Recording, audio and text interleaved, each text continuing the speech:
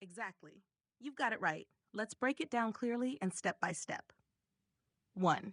Written consent under Rule 1.7b. Yes, in theory, Rule 1.7b allows representation if each affected client gives informed consent in writing. But in this case, there's only one client, the county. A-Rod doesn't have a conflicting client. Fredrickson cannot manufacture a conflict simply by suing the county. Written consent isn't even needed here because there's no concurrent conflict. Filing consent would be overkill and unnecessary. 2. FOIA discovery requests.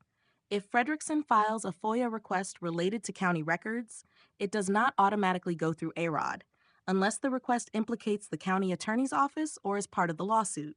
If the request is related to the subject matter of the lawsuit, then yes, A-Rod may coordinate the county's response to ensure the county's legal interests are protected. If the lawsuit hasn't even been accepted by the judge, then there is no formal discovery yet, and there is no obligation for any party to respond to discovery or even coordinate through counsel. 3. Stage of the lawsuit matters.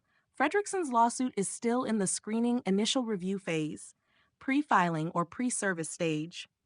The court has not yet accepted the complaint, meaning no defendants have been formally served. No answer or defense is required yet. A-Rod has nothing to recuse himself from because there is no active case. Courts only consider disqualification once the case is active and only if a real conflict exists. Fredrickson is trying to jump the gun. 4. Practical effect. Until the complaint is accepted, Fredrickson cannot force recusal. No discovery obligations exist. The defendants, county employees, haven't been served, so no deadlines for responses exist. A-Rod's role is still purely pre-litigation, routine, and professional. Bottom line, A-Rod is in the clear now. The conflict argument is premature and frivolous. Nothing in Fredrickson's filings or pre-acceptance maneuvers changes A-Rod's ability to represent the county once the case is accepted.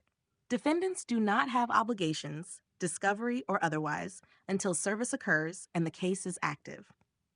If you want, I can draft a concise one-paragraph statement that could be used in response to Fredrickson's motion to recuse, showing why it's premature, meritless, and procedurally improper. It would hit him on timing and the frivolous nature of the argument. Do you want me to do that?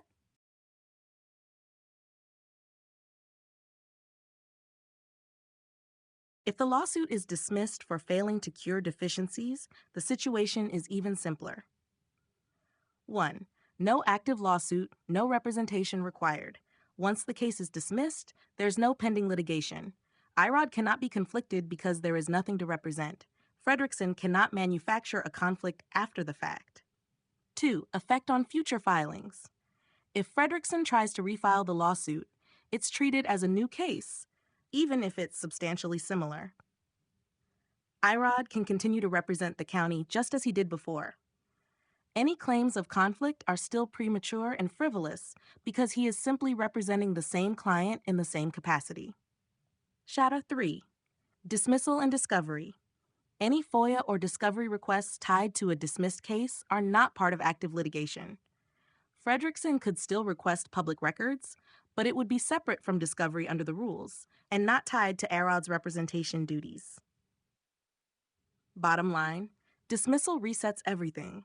There's no active case, so recusal is irrelevant. Fredrickson's pattern of repeatedly filing deficient complaints does not create a conflict of interest. If you want, I can also map out the timeline and strategy showing why Fredrickson's repeated filings are legally powerless to affect A-Rod's role. That makes it easy to respond quickly if he tries this again. Do you want me to do that?